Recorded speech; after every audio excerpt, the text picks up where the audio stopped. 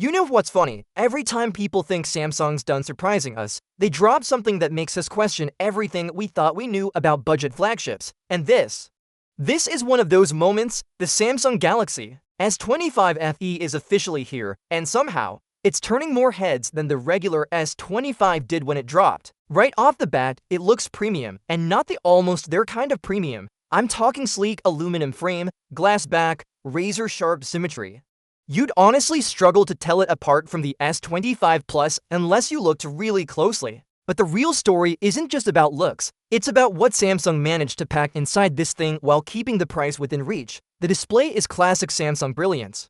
A 6.7-inch dynamic AMOLED-to-X panel with a 120Hz adaptive refresh rate that can now drop all the way down to 1 Hz when you're not touching it. That means smooth when you need it, battery saving when you don't. It's sharp, vibrant, and yes, bright enough to fight direct sunlight without breaking a sweat.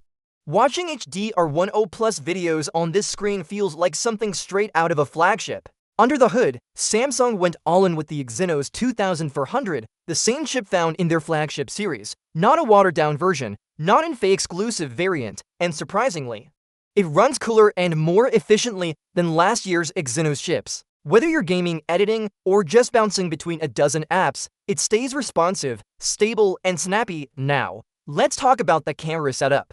Because Samsung clearly wants the FE lineup to stop feeling second best, you're getting the familiar triple array, a 50MP main sensor, 12MP ultrawide, and 8MP telephoto with 3x optical zoom. But here's where things get interesting. Samsung's computational photography has taken a leap. Thanks to One UI 8 and Galaxy AI integration, the camera understands scenes better than ever.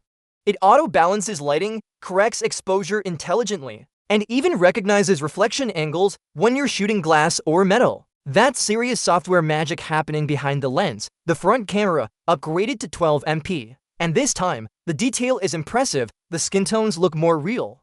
Highlights stay controlled even under harsh light, and the depth mapping during portrait mode actually separates subject from background beautifully. If you're a selfie person or someone who records a lot of short-form content, this might surprise you. The quality is closer to the flagship S25 than you'd expect, battery-wise.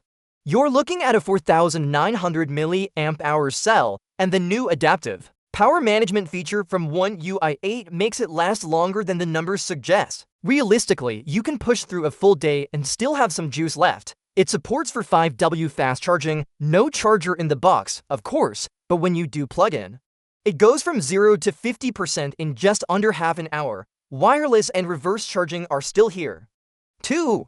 Now, software. This is where the S25 FE quietly flexes. It ships with Android 16 and One UI 8 out of the box, and Samsung confirms 7 years of software support. That's crazy longevity for a phone in this price range, and One UI 8 itself feels smoother, lighter, and more integrated with Galaxy AI than ever. From live translation to smart text extraction in images to automatic scene adjustments in the gallery, it's Samsung's AI era in full swing, and something I really appreciate. This phone doesn't try too hard. It's not screaming for attention with fancy folding gimmicks or overhyped hardware. It's just solid. You pick it up, you use it, and it delivers consistently. That's what a fan edition should be. Audio quality is another pleasant surprise. The stereo speakers are louder, fuller, and tuned better than last year's model. There's richer bass and cleaner vocals, and when you're watching content or gaming, it actually feels immersive. Pair that with haptic feedback that's more precise than ever, and everything from typing to gaming just feels right. Here's something small but worth mentioning. Samsung added a subtle temperature tuning algorithm to the FE series for the first time. It tracks how warm your phone feels in your hand and adjusts CPU usage accordingly, rather than waiting for a thermal sensor to kick in. The result? No sudden drops in performance at launch.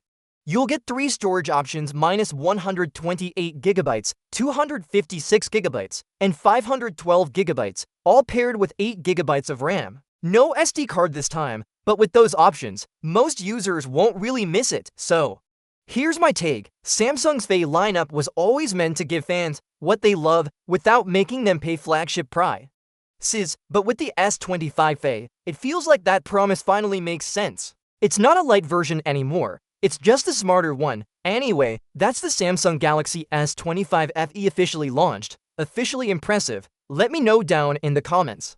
Would you pick this over the S25 or even the Plus model if the price gap is big enough? I'm curious what you guys think. Hit that like button if you enjoyed the deep dive, subscribe for more smart review style breakdowns, and I'll see you in the next one.